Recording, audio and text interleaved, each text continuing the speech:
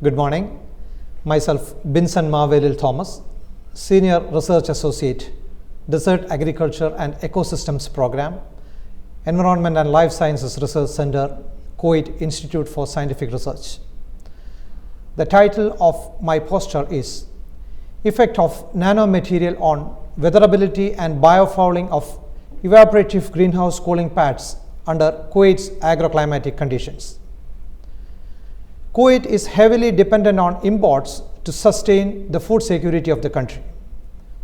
Under the harsh, arid agroclimatic conditions, protected environment agriculture is the most prudent choice to increase food production and to enhance food security in Kuwait and the GCC countries at large. Among the array of protected environment production systems, ranging from the sophisticated plant factories to the simplest polyethylene tunnels, evaporative cooled greenhouses are the most popular and reliable production systems used for crop production in Kuwait. The cooling pads used in the evaporatively cooled greenhouses in Kuwait are predominantly made of cellulose material designed in a cross-floated configuration which allows mixing of water and air inside the pad to produce humidified cool air. Under the arid climatic conditions of Kuwait, these cooling pads easily get clogged with biofouling, mineral scaling and dust deposition, thereby limiting the interaction between air and water and the resultant cooling efficiency. To overcome this limitation, the pad walls needs to be cleaned frequently. Repeated and rigorous cleaning required to keep the cooling pads free of mineral scaling and biofouling is detrimental to the structural strength, form and durability of the pad walls, leading to frequent replacement and resultant economic losses. Recognizing the adverse effects of biofouling and mineral scaling on the weatherability of pad walls, the Kuwait Institute for Scientific Research initiated this 24-month research project in October 2017 to test the amphiphobic nanomaterial 215A-D2 developed by the Industrial Technology Research Institute, ITRI, Taiwan, to improve the weatherability of pad walls.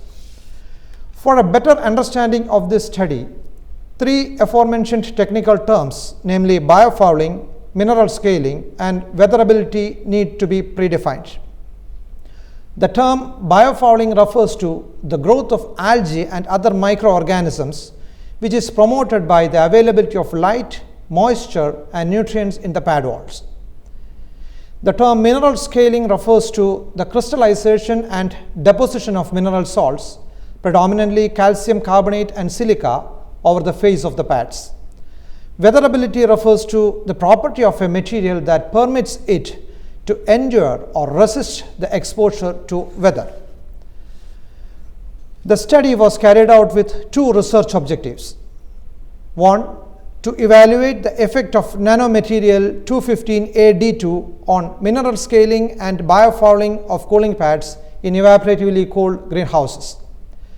Two, to evaluate the effect of nanomaterial 215A-D2 on the weatherability of cooling pads used in the evaporatively cooled greenhouses.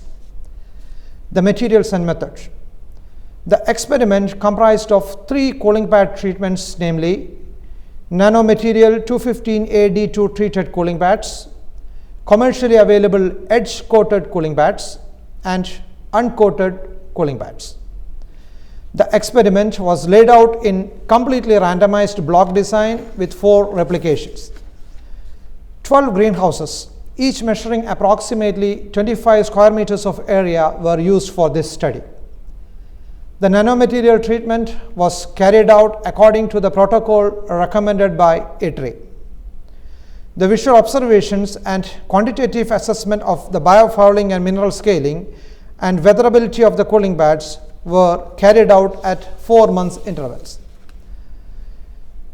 Coming to the results of the study, quantitative assessment of biofouling and mineral scaling revealed that all the treatments exhibited comparable anti-fouling performance during the course of the study.